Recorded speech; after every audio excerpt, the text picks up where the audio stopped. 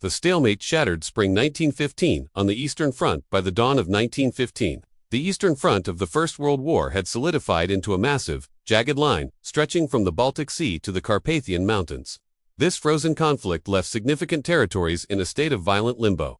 The Russian Empire clung to parts of East Prussia and much of the Austro-Hungarian province of Galicia, while the Central Powers Germany and Austria-Hungary occupied swaths of Russian Poland. The opening months of the year were marked by brutal, indecisive slaughter. In a grim preview of the horrors to come, the German army introduced poison gas to modern warfare for the first time in history. During an attack on Russian positions at Balmov in January, though, the tear gas used proved ineffective in the freezing temperatures. More consequential was the subsequent German victory at the Second Battle of the Masurian Lakes in February, which finally expelled Russian forces from German soil. For the Austro-Hungarian Empire, the situation was desperate.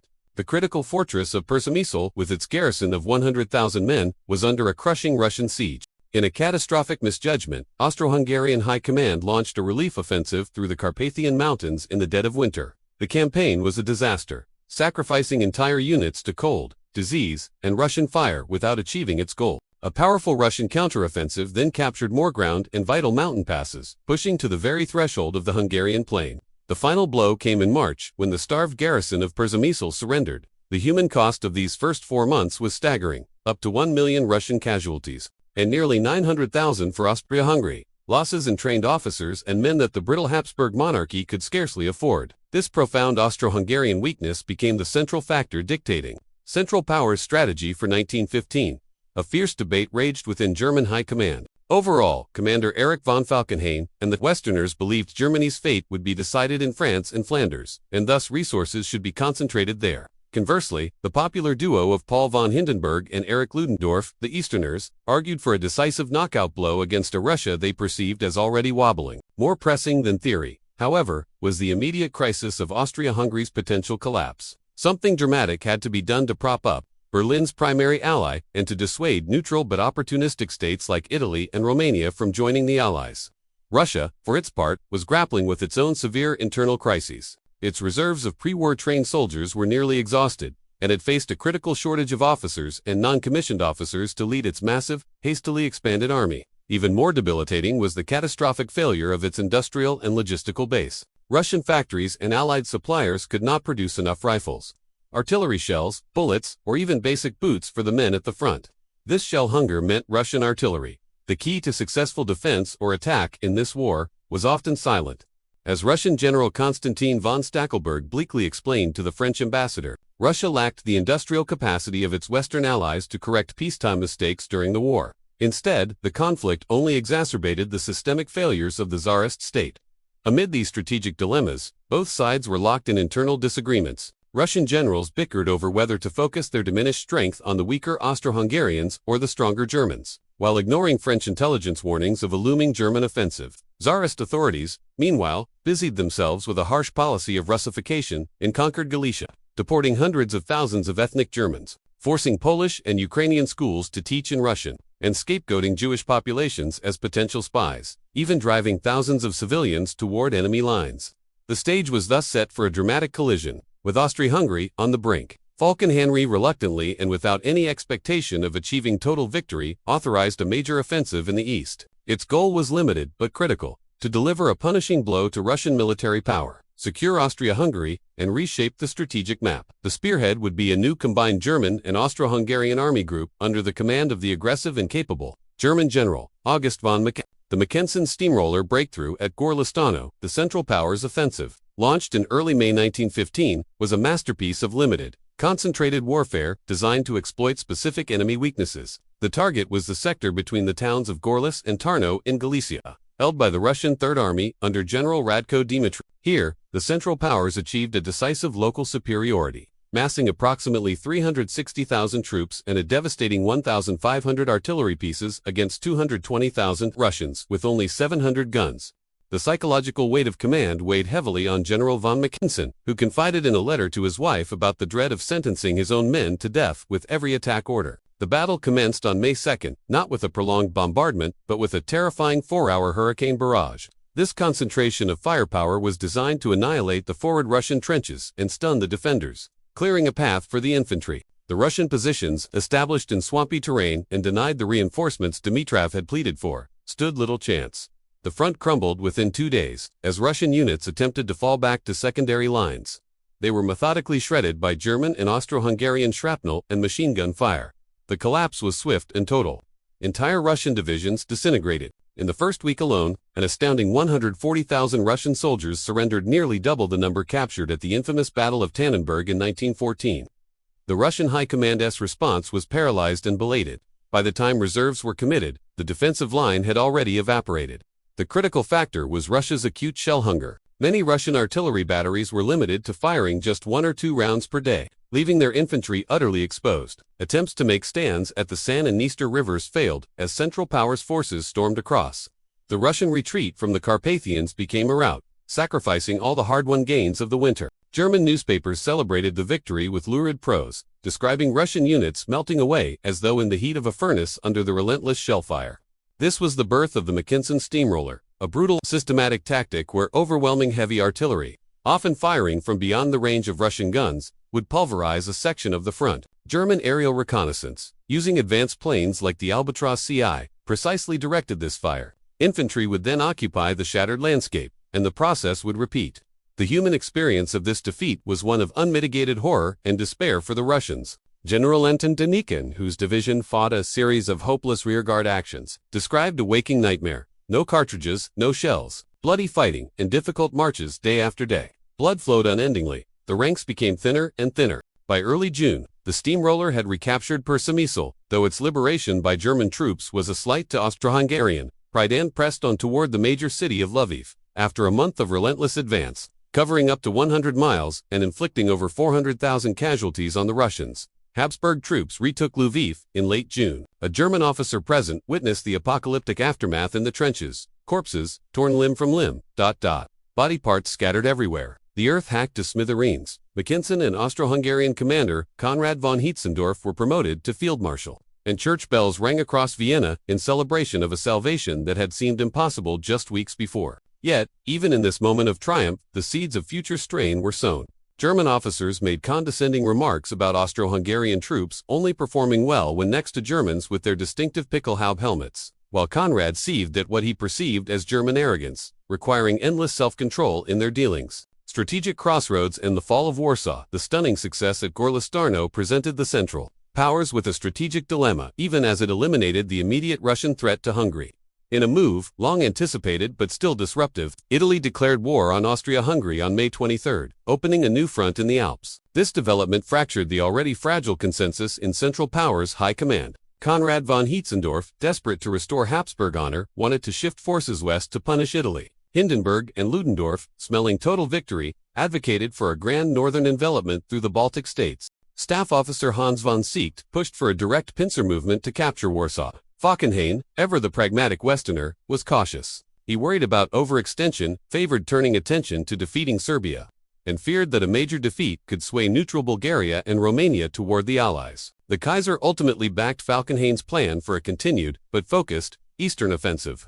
The immediate objective became Warsaw, the symbolic heart of Russian Poland. The German plan was a classic pincer movement. In the north, General Max von Gallowitz would attack across the Nerev River. In the south, Mackinson's forces, now reinforced and including Austro-Hungarian units, would push northward. The offensive began on July 13.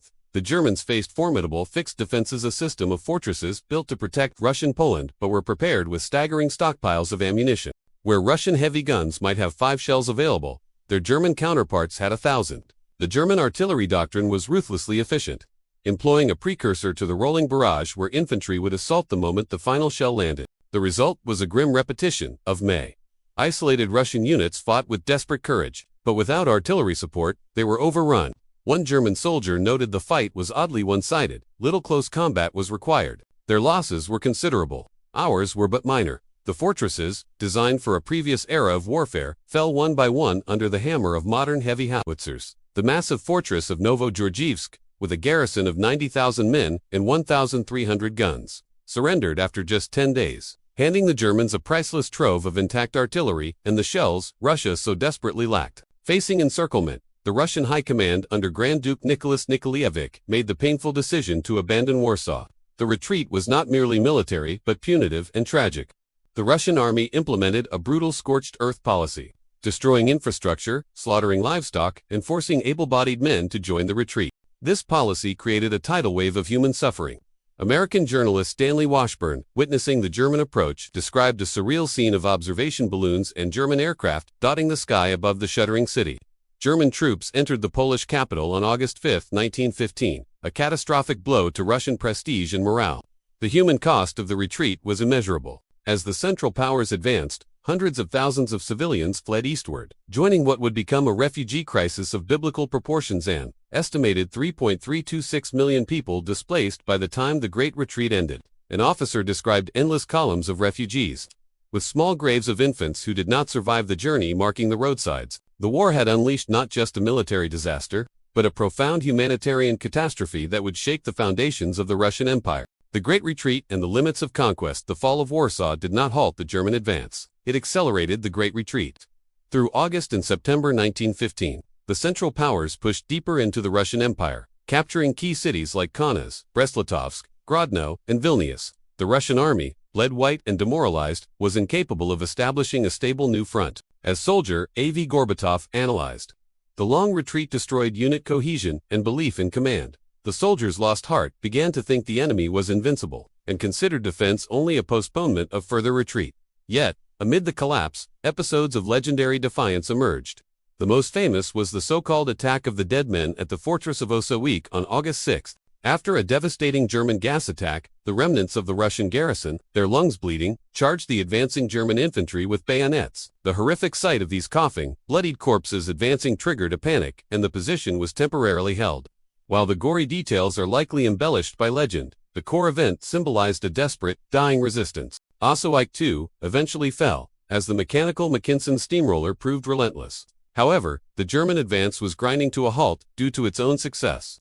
Supply lines stretched over hundreds of miles of war-torn countryside with poor roads and ravaged railways. The German infantry, who had marched and fought incessantly for months, was at the end of its endurance. One soldier's diary recorded the agony, exertions, privations, extremely tired feet and body, often in double time, no bread for days on end. Furthermore, Falkenhayn's strategic focus was shifting back to the west, where he planned a decisive battle at Verdun for 1916. Meanwhile, Austria-Hungary, though saved by German arms, chafed under its junior partnership, eager for an independent victory to restore Habsburg prestige. Konrad von Hetzendorf launched the Black and Yellow Offensive east of Lviv in late August, using forces already severely depleted. The operation, executed without significant German support, was a textbook example of Habsburg military inadequacy. It quickly bogged down in the face of mud, poor coordination, and stiffening Russian resistance. Field commanders privately blamed Conrad's unrealistic demands, while Conrad raged at his general's failures. In late September, a Russian counterattack threw the Austro-Hungarians back in disarray, requiring German units to, once again, rescue the situation. The offensive cost another 230,000 Austro-Hungarian casualties and proved to be the empire's last independent major action on the Eastern Front, cementing its total dependency on Berlin.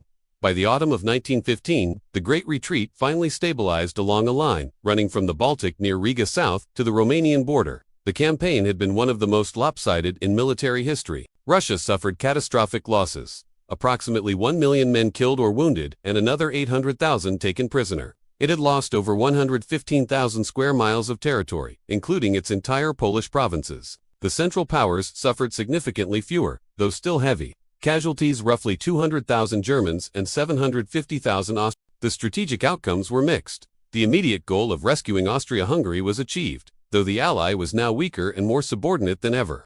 The victory also convinced Bulgaria to join the Central Powers in September, leading to the swift conquest of Serbia. However, Russia, though bloodied, was not knocked out of the war. Falkenhayn argued for seeking a separate peace to focus on the West, but other German leaders, intoxicated by victory and vast territorial gains, saw no need to offer terms. Hindenburg even insisted that with more troops, total victory was possible. This failure to translate operational success into strategic conclusion would prove a fatal miscalculation, ensuring the war of attrition would continue on two fronts. The home front's crisis in Russia. Arrogance in the Central Powers. The military catastrophe of 1915 triggered a profound political and social crisis within the Russian Empire that threatened the very survival of the Tsarist regime. On the home front, the flood of millions of refugees strained cities and resources, spreading panic and stories of defeat. The economy teetered on collapse, requiring bailouts from British and French banks. Scapegoating and spy mania ran rampant.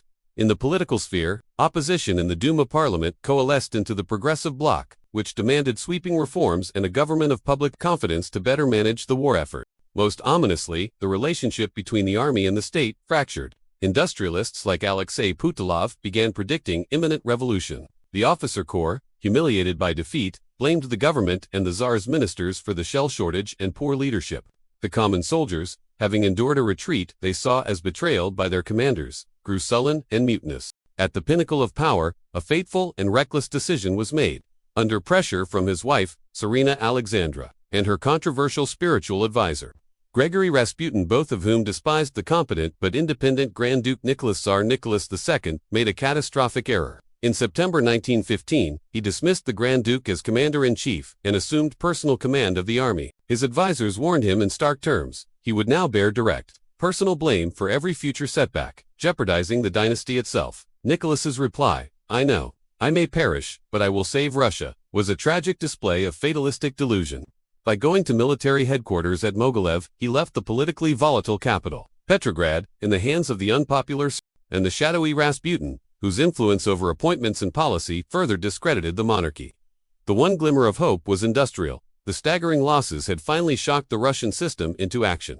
By late 1915, domestic production of shells, rifles, and munitions was finally increasing, setting the stage for a military recovery even as the political system crumbled. Within the victorious Central Powers, the success bred not unity but heightened tension and arrogance. The German High Command's condescension toward its Austro-Hungarian ally became more pronounced. The partnership was less an alliance of equals and more a reluctant patronage, with German officers and officials increasingly dictating terms on everything from military operations to economic policy in occupied territories. In the vast lands conquered from Russia, a harsh occupation regime was established. Habsburg authorities, suspicious of their own Ukrainian subjects, carried out repressive measures. Both German and Austro-Hungarian forces conscripted local Polish and Ukrainian civilians into brutal labor battalions to clear battlefields of corpses and debris and build military roads. An Austrian officer noted seeing strong women wearing numbered linen armbands, forced to work the fields and roads alongside men. The victory of 1915 had secured the front, but it had also entrenched German dominance and planted the seeds of bitter ethnic and political conflicts that would outlive the war itself. Legacy and the unlearned lessons of 1915. The Great Retreat of 1915 stands as one of the most consequential campaigns of the First World War, a tectonic shift that redefined the Eastern Front but failed to end the conflict.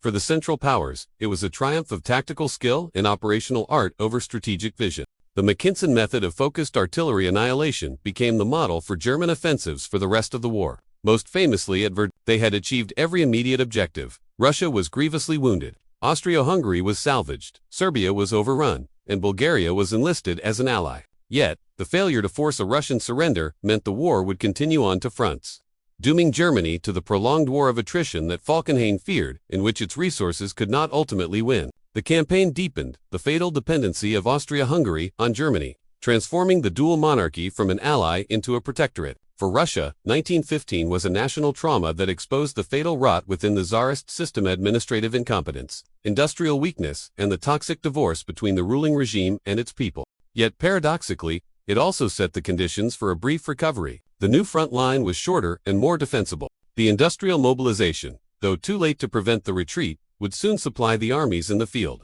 And the sheer scale of the disaster temporarily silenced internal squabbling among the generals. This fragile recovery would culminate in the astonishing Brusilov offensive of 1916, which would, in turn, cripple Austria-Hungary and force Germany to divert crucial resources from the West, arguably saving France at Berlin. However, the political damage was irreversible. The Tsar's assumption of command, the refugee crisis, and the lingering shame of the Great Retreat shattered the fragile wartime truce between the monarchy and society. When combined with the immense strains of continued war, it made the revolutions of 1917 virtually inevitable. Historically, the campaign offers a poignant and ironic foreshadowing. Just 30 years later, in the closing months of the Second World War, the situation would be eerily reversed. It would be a Soviet steamroller, now abundantly supplied with American-made trucks and domestically produced tanks and shells, advancing relentlessly westward. It would be a disintegrating German army, suffering from catastrophic supply shortages and air superiority, conducting a desperate fighting retreat across the very same landscapes of Poland and Belarus. and in the spring of 1945, it would be the Red Army that stood at the gates of Berlin.